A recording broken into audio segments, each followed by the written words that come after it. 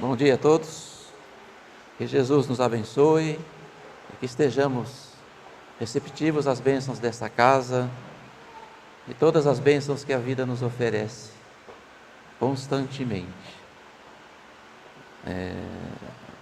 Quem costuma ler o tema na lousa ali, vai ver que eu mudei o tema, né? Ali era para falar sobre o capítulo 4 do Evangelho, mas essa semana eu tive uma semana bastante corrida, viajei, e ontem à noite eu fui pegar para montar a palestra, mas eu vou deixar para fazer uma outra oportunidade.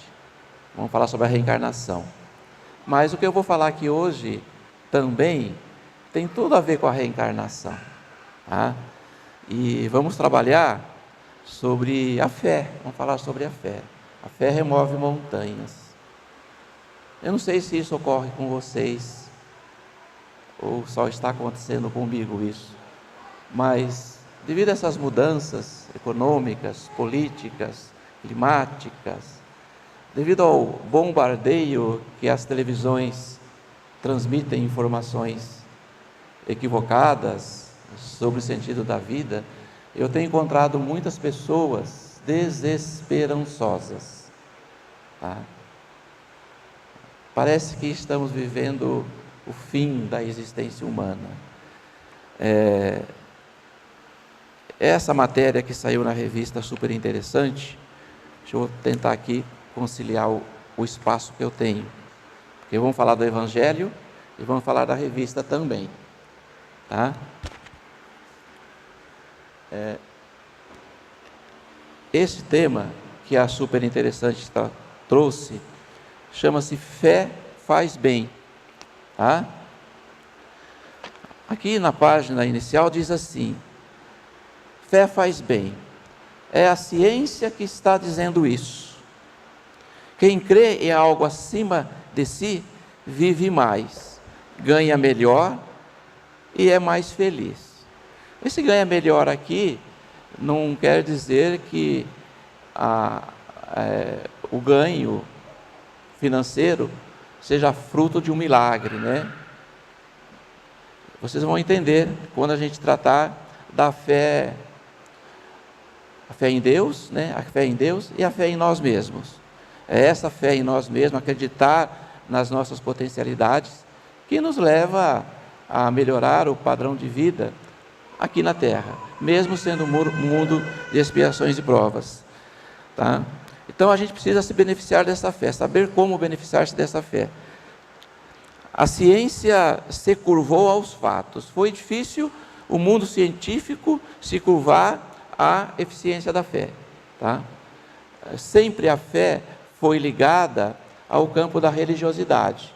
Quem falava de fé era o padre, era o pastor, era o centro espírita, o palestrante, mas a ciência demorou muito para aceitar os benefícios da fé na vida humana. A ciência se curvou aos fatos. Dezenas de estudos mostram que fiéis são mais felizes, vivem mais e são mais agradáveis, tá?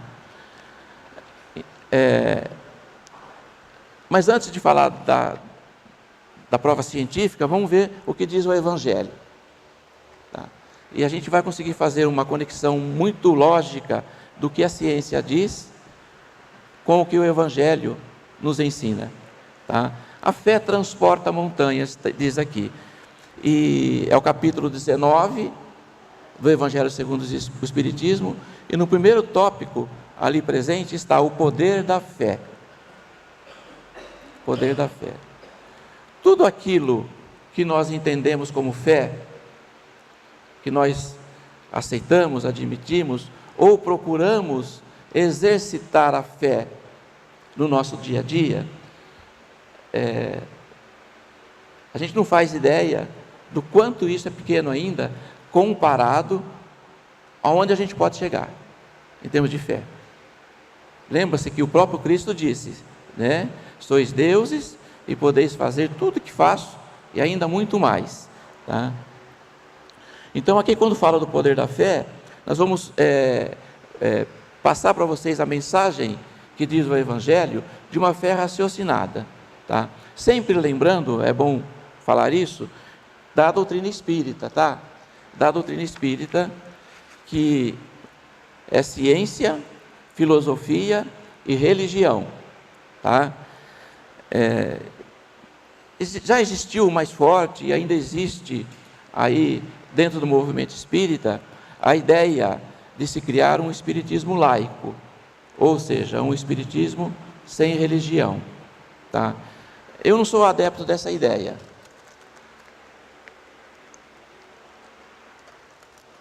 Eu acredito que a humanidade, o homem, ainda, que está nas eminências de uma terceira guerra mundial, que fala em morte, né, que ainda promove tantas desordens no planeta, eu acho que o homem ainda precisa da religião, tá? Mas precisamos entender a religião nos seus três aspectos. A religião propriamente dita, aquela que abraçamos, que adotamos como a mais certa, ou aquela que nos conduz mais facilmente ao entendimento da vida. A religião propriamente dita, a religiosidade e a espiritualidade, tá? Quando se tira a religião de uma proposta, no caso, quando se tira a religião do espiritismo, é tirar a esperança de muitas pessoas, tá? É essa porta que muitos passam a ser adeptos do espiritismo. Eu entrei na doutrina espírita pela porta da religiosidade, tá? O confronto que há é quando se compara, ou tenta se comparar, a religião dentro do espiritismo com a religião de outras religiões, tá? Então, lendo o capítulo 19 do Evangelho segundo o Espiritismo, a fé transporta montanhas, nós vamos entender que o espiritismo, a doutrina espírita, sustenta uma fé racional, tá?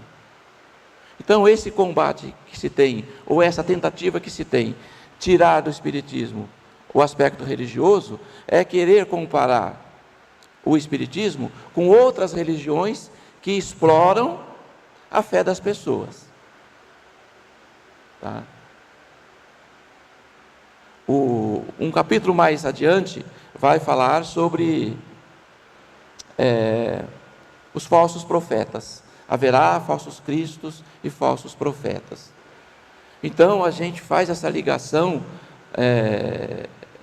da religião dentro do espiritismo com essas ideias que surgem por aí constantemente. A gente vê na internet, né, a forma como o homem se apodera da religião, do poder da fala, de falar, como todos nós temos. O Ricardo fala muito bem, o Dejair também, é excelente palestrante, mas usa desse dom para explorar a fé das pessoas, para tirar proveito das pessoas, tá? É isso que a gente tem que tomar cuidado, quando o espiritismo nos traz a religiosidade da esperança, a religião da esperança, tá? Então, quando Cristo afirma que haverá falsos cristos e falsos profetas, a gente pensa naquelas pessoas que sobem nas tribunas e falam, né, com ardor, tá? E chegam mesmo a convencer as pessoas que o mundo está a caminho da perdição. Isso é uma profecia, tá? Isso é uma profecia que contradiz o pensamento de Deus, tá? É perder a oportunidade de ver as experiências como oportunidade de reparação, de crescimento, tá? Então, se aquele que sobe à tribuna e diz, e fala ardentemente, tá, dos castigos, das penas, tá, que você tem que contribuir com determinada quantia, senão o seu sofrimento não irá diminuir, tá? A gente vê muitas aberrações nesse sentido. Diante da situação que vive o planeta hoje, dessa transformação, quando nós nos aproximamos de alguém, tá, e falamos com convicção que realmente a humanidade está perdida, que a tendência do homem é sofrer, que o mundo vai acabar, que vai vir uma guerra e vai dizimar toda a raça humana. É uma forma de profecia também, tá? Mas a profecia da não esperança, tá? É fazer o sujeito crer, o homem crer, que Deus virou as costas para a humanidade. Agora, quem de nós aqui, que tem a família, tem os filhos, tá?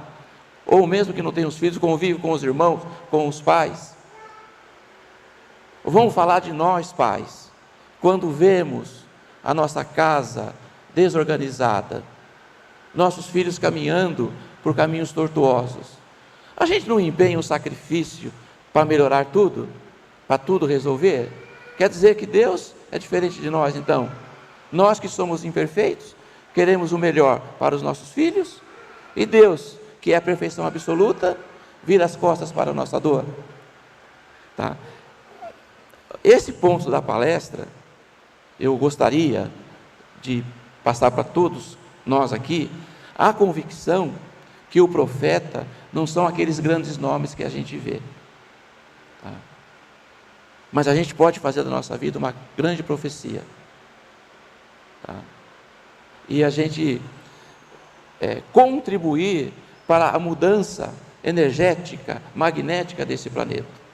Eu acredito que, diante das situações que vive o Brasil, que vive o mundo hoje, dessas transformações, a Terra está envolta por um clima, por uma aura negra, digamos assim, que é formada pelo pensamento do homem. Cada pensamento negativo nosso emana para essa esfera, e ali vai acumulando.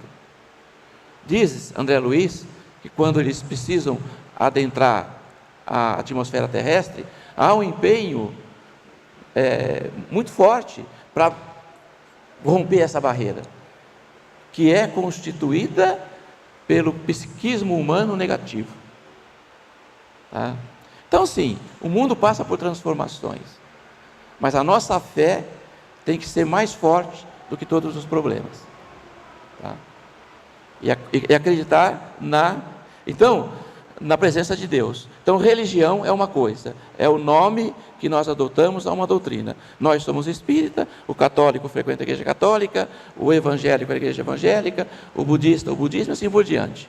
Isso é quando nós adentramos essa porta.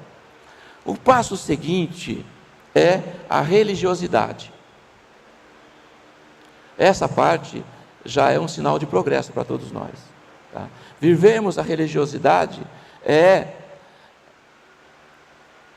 aceitarmos com convicção as ideias que a doutrina passa, tá? E viver a religião não somente dentro da casa que nós frequentamos, tá? O espírito religioso, ele vive a religião muito mais fora do templo do que dentro do templo, onde as experiências são oferecidas lá fora. Isso é religiosidade. Muitas pessoas têm religião, mas não têm religiosidade. Chega em casa e esquece tudo que aprendeu, tá? Vê o próximo como um adversário, como um obstáculo, alguém que ele precisa vencer, e não alguém que ele precisa conquistar. E a espiritualidade, né? A espiritualidade já nos coloca numa condição de conexão com a vida física, com a vida espiritual, tá? Que é chamado de interexistência. Nós somos seres interexistentes. Eu sou, Ricardo a Meire, Dejair, todos nós aqui. Porque ao mesmo tempo que precisamos nos preocupar com a vida física, pois estamos num corpo, quem daqui não cuida da saúde, né? Vai ao médico, toma o remédio no tempo certo, se preocupa com o bem-estar, tá? Então essa interexistência é que nos propicia isso, viver a vida física. Já a espiritualidade nos dá a ideia, a convicção de algo que transcende essa existência corporal, tá? Então, ter religião é importante. A humanidade ainda não vive sem, tá? A religião é a porta de entrada para que o homem possa reencontrar com Deus. Tanto é que religião é religar o homem a Deus, tá? Viver a religião é se esforçar no máximo possível para vivenciar aquilo que aprendemos na religião que adotamos e a espiritualidade. Alguns trechos aqui do Evangelho diz assim, sobre a fé. Quando ele fala do poder da fé, ele vai falar agora então da fé robusta, dessa fé que não é vacilante. Diz assim: a fé robusta dá a perseverança. E às vezes desistimos, né? Às vezes estamos tão próximos de conquistar aquilo que almejamos, tá? E ao desistir, nós destruímos todo o esforço que empreendemos para chegar até onde chegamos, tá? Então, é a persistência. A fé robusta dá a persistência, o não desistir, tá? Dá a perseverança, a energia e os recursos que fazem vencer os obstáculos, nas pequenas como nas grandes coisas, tá? Então, a fé robusta é isso, é dar-nos a convicção de que ela nos sustenta em todos os momentos da vida, tá? Ora ou mais horas, essa fé que nós alimentamos, ela não será convidada a ser colocada em prática. Depois ele fala aqui da fé sincera. A fé sincera e verdadeira é sempre calma, tá? E às vezes a gente se desespera, né? A fé sincera e verdadeira é sempre calma. Ao ler isso, aqui agora, a gente pode mentalizar isso de uma forma tão certa, tão verdadeira, que é possível nós começarmos a vivenciar um alívio desde já. Desde já. Quando a gente pega esse evangelho para ler, tá? Diante de um distúrbio qualquer, tá? Um problema que a gente esteja enfrentando, e sabe que o Evangelho está ao nosso alcance, em nossa casa. Basta ir lá ler, que tem alguma ideia que vai nos fazer reverter aquele pensamento de pessimismo, tá? Ao ler assim, a fé sincera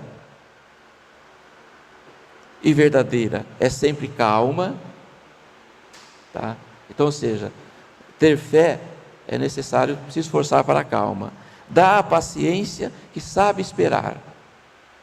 Olha, como que o Evangelho é feito de uma forma bem explícita para a gente, né? Porque tendo seu ponto de apoio na inteligência e na compreensão das coisas, está certa de chegar. Aquilo que a gente almeja como progresso, vai chegar. Talvez não chegue no nosso tempo, mas vai chegar, tá? É a fé sincera que nos dá a paciência de esperar o momento certo, tá? Aqui fala do poder magnético da fé. O poder da fé recebe uma aplicação direta e especial na ação magnética.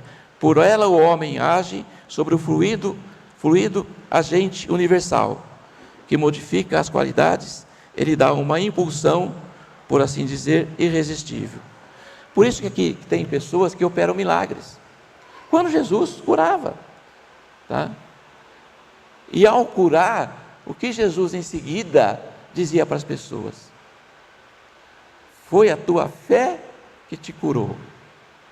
Porque se ele não tivesse fé, ele não seria curado.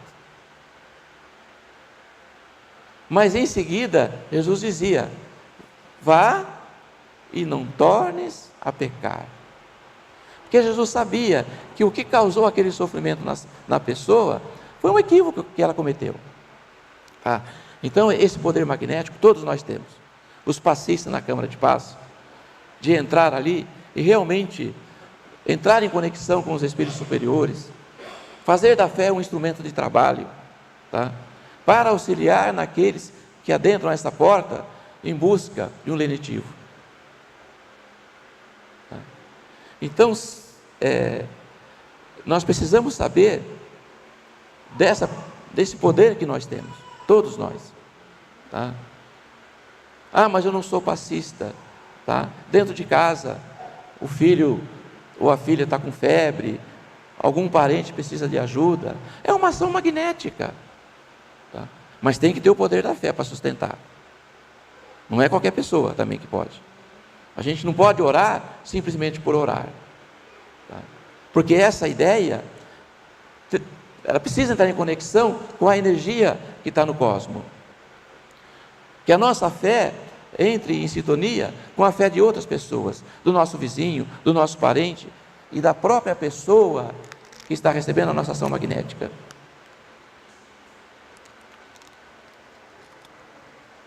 Para entender essa situação da nossa fé, no momento que estamos orando por alguém, tá? Eu gosto de lembrar um caso, uma pequena historinha, do homem que estava com a esposa doente. Estava muito enferma na cama, e os médicos já não sabiam o que fazer para curar a sua enfermidade.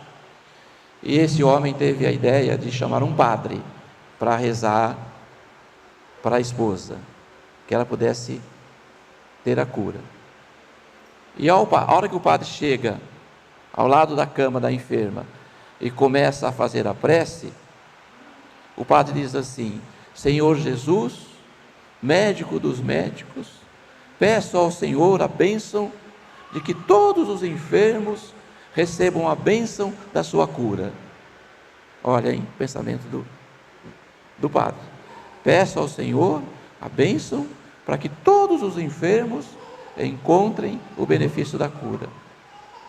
O homem interrompeu o padre, falou: espera aí, eu chamei o senhor para rezar para minha mulher, e o senhor está pedindo para todos os doentes? É para ela que o senhor tem que rezar. O padre disse: então, ao pedir para ela, né, eu entro numa conexão cósmica, que todos os doentes receberão também o benefício dessa prece. Falou: ah, mas acontece o seguinte, a esposa do meu vizinho também está doente, e vai curar ela, e eu não gosto dele, ele é meu inimigo, tá? Então, se o senhor curar a minha mulher, vai curar a do meu vizinho também, eu não quero. Ué, o problema é dele. Aí o padre falou que essa conexão de ideias é importante para que todos os enfermos sejam curados. Então veja uma maneira que o homem encontrou, ou que o homem pensava, de uma fé irracional, de uma fé exclusiva. Deus, naquele momento, precisaria estar exclusivamente para ele, para atender um pedido dele. Ou seja, um pensamento de egoísmo, né? Mas vamos lá. Aqui no final do Evangelho, bom, quando fala da fé divina e a fé humana, tá?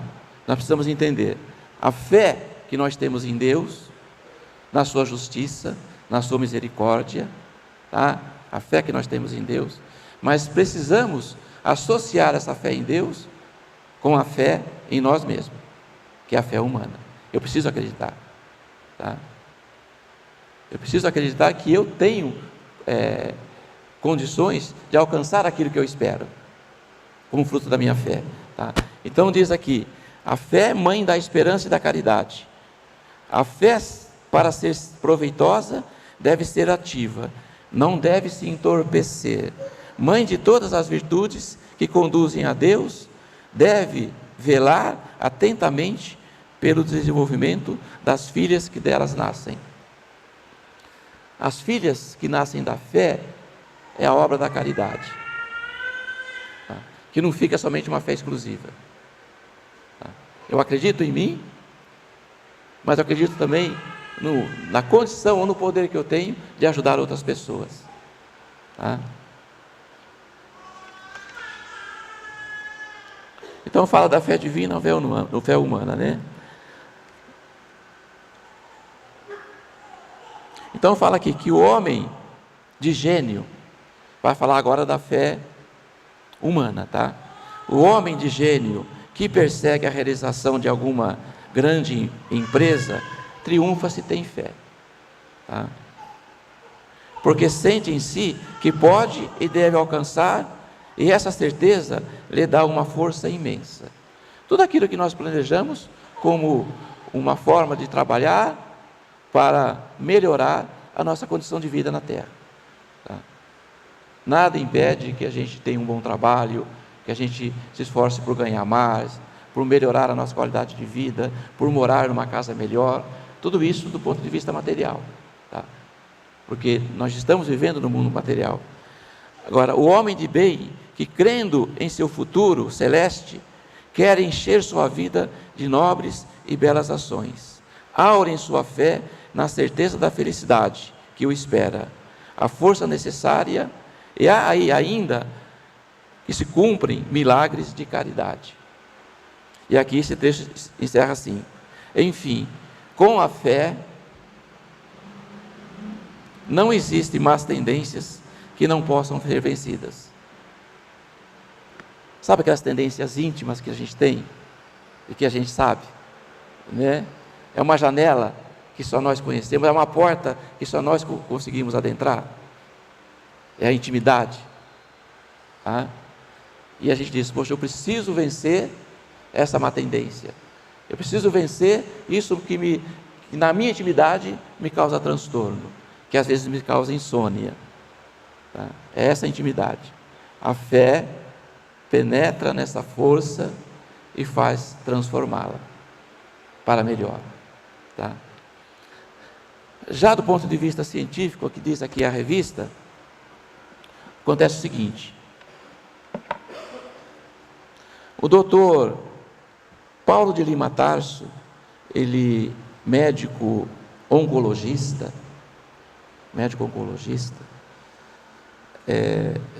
quando um paciente chega nele pela primeira vez, ele faz a seguinte pergunta: como você processa a sua fé? Ele já usa a fé das pessoas como um recurso terapêutico, tá? Associado à medicação, ao tratamento, vai operar milagres. Essa é a pergunta que ele faz, tá? Esse hospital Albert Einstein, quando o paciente chega lá, eles perguntam se o doente vai à missa, se ele anota na receita, tá? Se ele frequenta cultos religiosos, ele anota na receita. Se deseja a visita de um padre, de um rabino, de um pastor, de um espírita, ele anota na receita, tá? Se quiser fazer yoga, todo esse tratamento terapêutico que faz movimentar a fé, anota tudo na receita. A Santa Casa de Porto Alegre também trabalha nesse sentido, tá? Eles fizeram a Santa Casa de Porto Alegre, a Santa Casa de Porto Alegre, em parceria com a Universidade de Duke, nos Estados Unidos. Eles pesquisam o efeito da fé no pós-operatório, tá? Na verdade, essa pesquisa não é a única. Eles se baseiam em outras pesquisas que já foram feitas nesse sentido. A tentativa deles é chegar mais próximo da certeza, tá?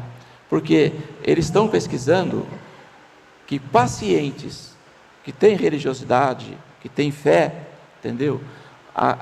As cicatrizes pós-operatórias são mais rápidas, tá? Conseguem obter mais êxito no tratamento, diferente daqueles que não têm fé, as pessoas que são desprovidas de religião, tá? Hoje, as principais faculdades de medicina americana dedicam uma disciplina exclusiva no assunto. E na última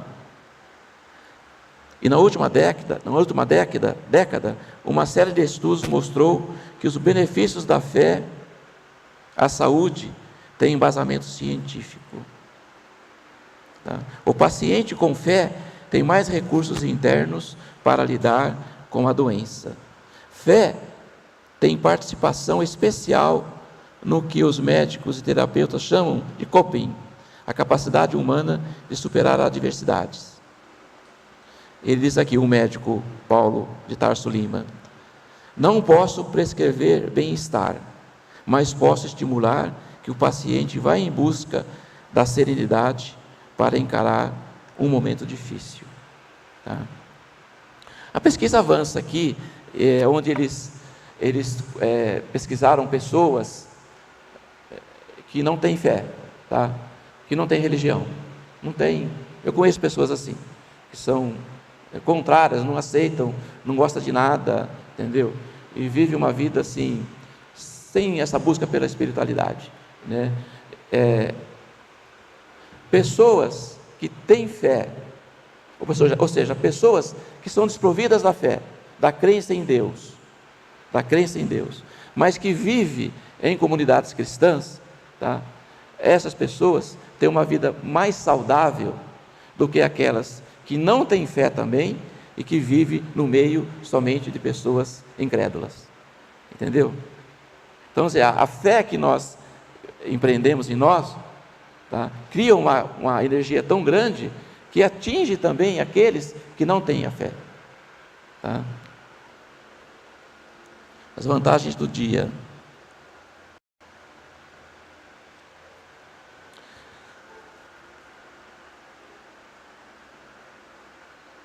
Aqui fala de uma moça, uma designer, tá? Ela, 33 anos, ela tinha um problema de saúde no canal que liga da urina, no canal da urina, tá? Era uma cirurgia muito delicada, tá? Para corrigir um estreitamento no canal que liga os rins à bexiga. E os médicos tinham medo de fazer, não medo, mas era uma cirurgia extremamente delicada, tá? E recomendam para ela uma cirurgia espiritual. E ela faz a cirurgia, faz o tratamento espiritual. Tá? Após o tratamento espiritual, o que aconteceu com ela? Ela leva os exames para o médico, tá?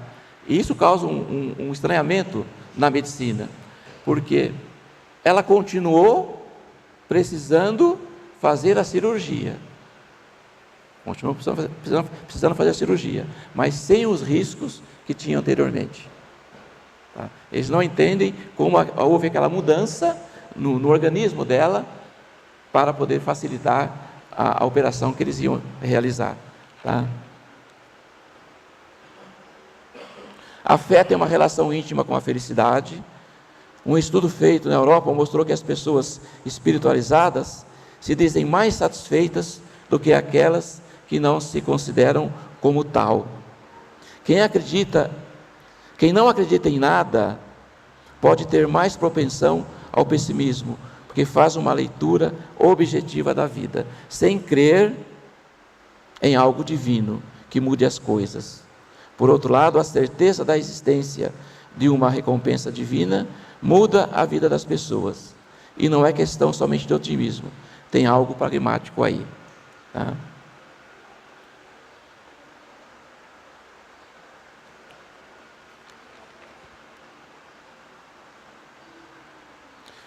Estudos também científicos apontam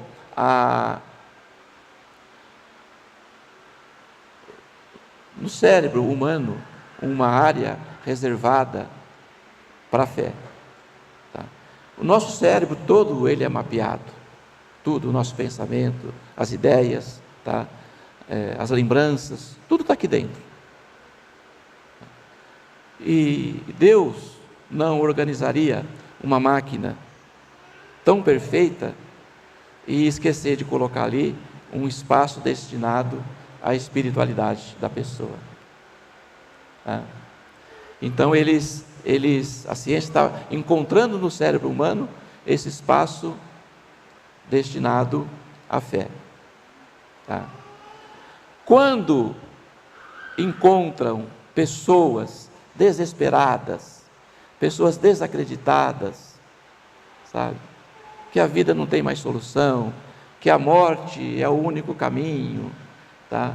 que a vida não tem mais jeito, se for fazer um exame na cabeça daquele indivíduo, no cérebro daquela pessoa, aquela parte, aquele espaço está vazio. Tá? É o espaço da fé. Tá? Nós precisamos manter esse nosso lado da mente, esse espaço destinado à fé, para superar todas as adversidades. Tá? É como se fosse uma glândula da fé. E achei fantástico como que a matéria coloca aqui. Diz assim, ó: a ciência não pode provar que Deus existe. Porque a ciência vai em busca de fatos, né? Tem que comprovar. A ciência não pode provar que Deus existe, mas consegue medir os efeitos da fé em Deus na vida das pessoas. Tá? Ou seja, embora não consegue provar a existência de Deus, mas consegue provar que a fé tem um efeito terapêutico, que muda a nossa vida, tá? Que por mais difícil que seja, tá? A esperança nos faz acreditar no futuro. Esperança é para frente, esperança não é para trás, tá? Esperança é para frente. O espírito Eurípides Barçanufo diz isso, tá? Ele faz, olha que interessante, a inteligência do espírito. Ele faz uma ligação da esperança com o amor.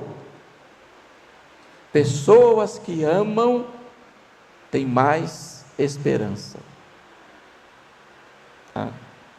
Tem lá na questão do Livro dos Espíritos, questão 961, no momento da morte, qual o sentimento que domina a maioria dos homens? Questão 961, tá? No momento da morte, qual o sentimento que domina a maioria dos homens? A dúvida, o medo ou a esperança? E ali diz: a dúvida para os céticos e endurecidos, tá?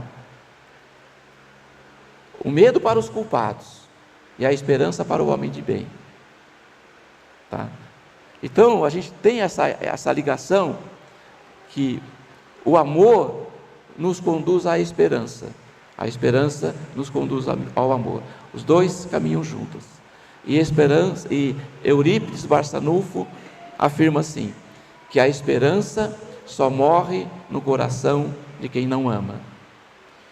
Ela é um sentimento que se instala em nós como um sinal da presença divina.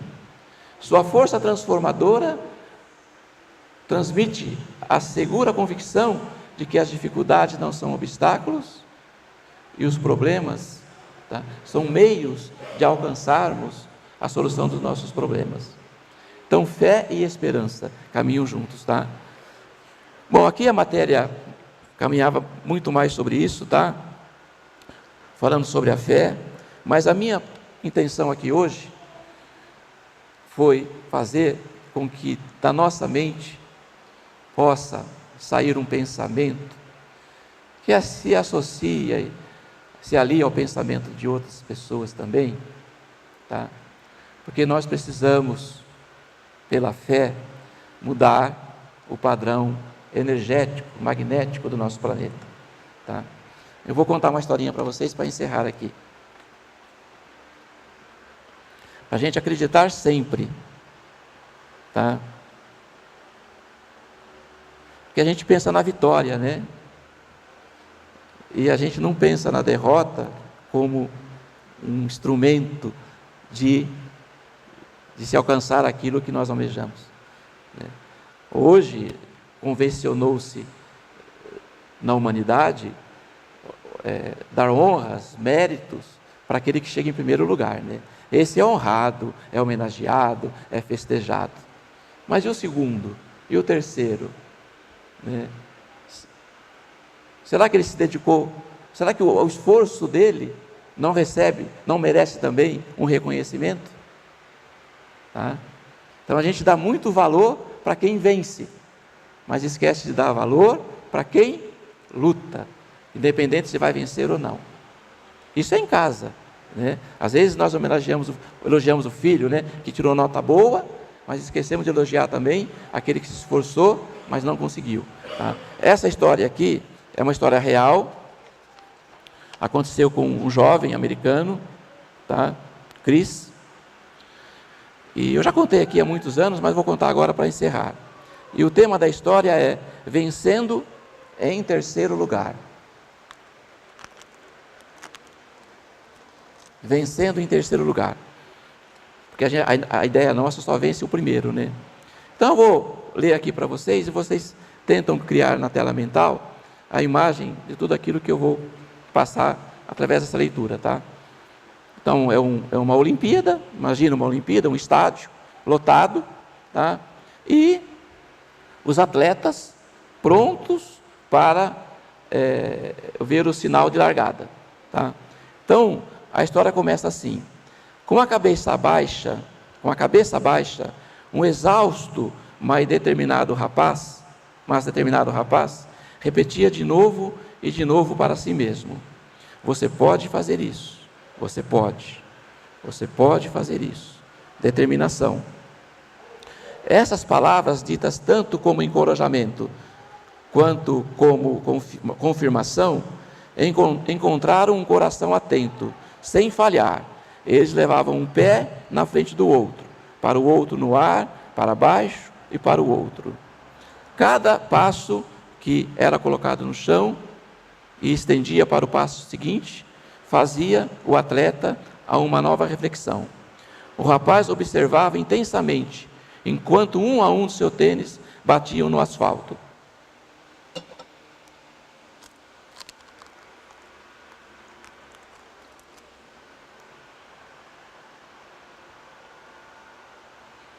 E o asfalto passando por debaixo dele. Era um tropel muito cansado. Olhando para cima, o jovem esfregou a testa e procurou por um vislumbre da linha de chegada. Eu sei que é algum lugar lá na frente, disse para si mesmo. A chegada é lá na frente. E continuou a correr. Estava muito longe. Mesmo assim, Chris estava decidido a alcançá-la. Com grande esforço, ele também cruzou a linha de chegada. Quando chegou, fotógrafos e repórteres já haviam reunido em volta do jovem que chegara em primeiro lugar. As câmeras davam closes e espocavam flashes. Microfones se estendiam para entrevistar o vencedor da corrida. Com um sorriso que se abria de orelha a orelha, Chris triunfantemente saltou e ficou orgulhosamente ao lado do vencedor. Passou os braços no próprio rapaz da sua idade, que ele nunca havia encontrado antes desse dia. Radiante, Chris esperou pacientemente que o repórter completasse a sua entrevista com o vitorioso para entrevistá-lo. Mas o repórter não fez isso. Ao entrevistar o vencedor, o repórter saiu, virou as costas e foi embora. Chris salta-se na frente do repórter, tá? Quando por fim o repórter virou-se para a câmera, para suas observações, né, finais, o repórter volta para a câmera para dar o recado final na entrevista. Chris instantaneamente deu um passo à frente e esticou a mão para receber um aperto de congratulações do repórter. Nossa, gritou Chris, incapaz de reprimir sua óbvia felicidade. Só quero dizer como foi emocionante e como estou feliz por ter chegado em terceiro. O repórter não teve outra saída, a não ser responder ao carismático e entusiasmado atleta, querendo seu momento de reconhecimento. Sim, conte-nos a respeito, gaguejou de boa vontade o surpreso repórter. Conta então como foi essa sua prova. Uau, disse Chris, você vai mesmo me entrevistar? Obrigado por isso. Isso é ótimo. Bem, eu apenas estou muito feliz por estar aqui. É uma honra. Claro que terminei em terceiro. Terceiro lugar? Que ótimo. Ele não precisava de uma resposta para essa pergunta e não esperou por outra pergunta. Ao invés disso, virou seu rosto animado para que o mundo todo o visse. Isso estava sendo transmitido em cadeia nacional. Tá? E com mais alegria do que alguém possa ter, Cris, voltando-se para a televisão, disse: obrigado a todos por compartilharem desse momento muito especial comigo. É hora de comemorar.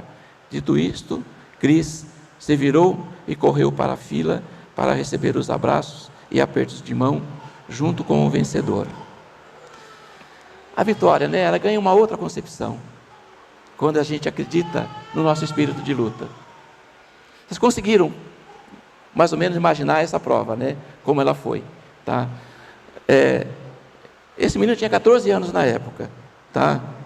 E isso, vocês já devem ter percebido, ocorreu numa Olimpíada, numa Paralimpíada, tá? Cris, ele é portador da síndrome de Down. Os atletas tinham síndrome de Down. E o que me chamou aqui a atenção maior é que só haviam 3 competidores na prova. Ou seja, Cris ficou feliz por ter chegado em último. Mas isso não tirou a esperança dele. Tá? Então, gente, é isso. Vamos passar para o Brasil a ideia de que Deus está olhando para nós e que vai valer na transformação do mundo a transformação de nós mesmos. Tá? A televisão está passando uma ideia distorcida da vida. Tá? Só para relatar mais um fato, parece que a TV não tem mais espaço para boas notícias, né? Vocês têm percebido isso? Não tem, né?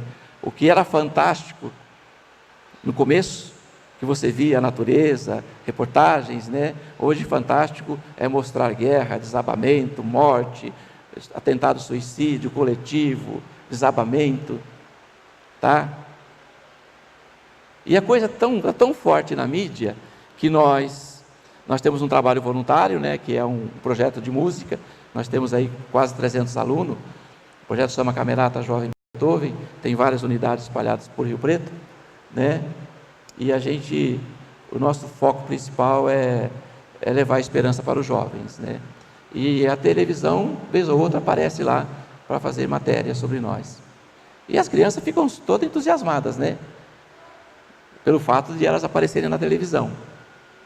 E numa reportagem que teve lá, de uma emissora de TV muito conhecida, e as crianças todas empolgadas, queriam saber que dia que ia passar a matéria, né? Aí nós fomos conversar com a repórter. Ela falou assim: olha, tudo está previsto para passar no jornal do próximo sábado. Mas se houver alguma ocorrência policial, essa entrevista, essa matéria será descartada. Né?